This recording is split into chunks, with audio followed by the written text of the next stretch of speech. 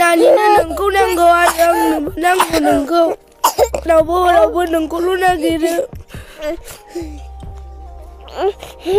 औ ओमफ्राय आदा माबोरै जाखो खबरफ्रा खबरा मोनाखै दाबो ए बेखौनो साननै जानायखाय मा पुलिसफ्रा मा खबर होखो बेखौनो खबर लाहरदोंमोन आं आदा मोजां गाज्रि ओरैनो बिसोर बारा गोजानाव गैया गुवाहाटिफोरावनो दंदां सोनाबजोंसोमोन होनलाय ना गुवाहाटिजोंसो थांदों होनदों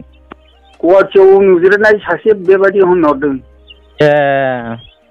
वाट्सएपजों बे निउसनि फट'गा औ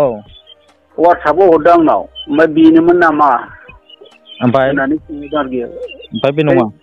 फट'खौ होनानै ओमफ्राय नोंगौ हरबाय जों ओमफ्राय बे वाट्सएपजों फाथायहरनाय मानसिनि नाम्बारा गैला आंनाव बा फन बुनोनो आन्दायलायबाय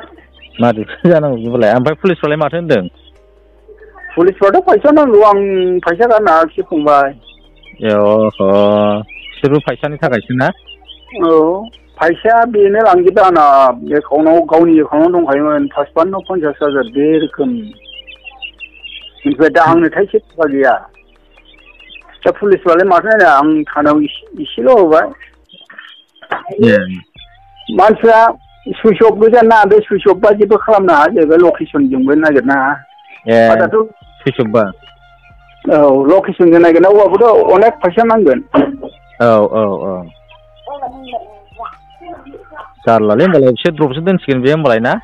औ दा फेसबुकफोरनि बे इउटुबफोरनि गेजेरजों नुनानै सोरबा हमनो मोनबाथ' मोनबायसो बे सासे मानसियालाय होनदोंमोन आं सासे मानसिजों बेरायफानाय नुदां होननानै मेसेजाव हरदों आंनो मेसेजाव वाट्सएपआव ओमफ्राय बे नंगौना नङा आं हरदों ओमफ्राय फट'आथ' बेनो ओमफ्राय आं बेनो हरबाय ओमफ्राय फिसाफ्राबो बेनो मामि आं हरबाय वाट्सएपजों बेखौनो नुथारदों आरो होमबालाय गावसोर औ मानसिफोराबो बे थिंसो थांखागोन ओरै सोनाबबा थांफेरखायाखै औ होमबालाय गुवाहाटिफ्रावनो दङ आरो होमबासो ना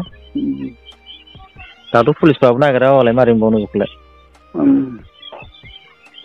दा बिसोरबो गोबाव थानो हानाय नङा आंनि आन्दाजाव मावग्रा नंखाया हौवायाबो आंनाथ' हिनजावा गोसोबादि जाया लों गोसोबादि थाखा खामायबो गैया न'आवहाय बेबायदि रोखोमनि आरो फिसाफ्रा अन्थाव बाथाव सानै दङ गावनो जि अनो बेखौ गारनानै खारनांगौआबो असम्भब नङाना फैसा गावसोर जाथाव फैसा दङ बेफोर जोबबा फैया बियो उनाव बिदिसो जासिगोन बिदिसो उफाय गैला आंबो हाला नालाय आंनाबो नै ख्रिस्टमास फैबाय